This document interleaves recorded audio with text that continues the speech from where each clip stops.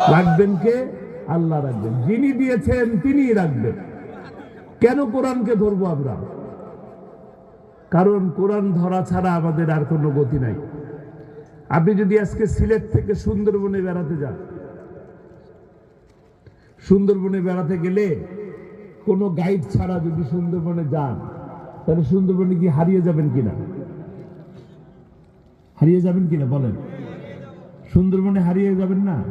আপনি রাস্তা তো চিনেন না, রাস্তা চিনেন না, সুন্দরবনে গেলেন, তারপরে এই গাছের গলি, ওই গাছের গলি, ওই বনের ভিতর থেকে হেঁটে চলে গেলেন। যখন একটু সন্ধ্যা হলো, বিকাল হলো, একটু একটু একটু আলো আছে, কিছুক্ষণ পরে যখন সন্ধ্যা হয়ে যাবে, রাত আসবে, গভীর হবে, আপনি ফিরে আসার আর পথ খুঁজে পাবেন না।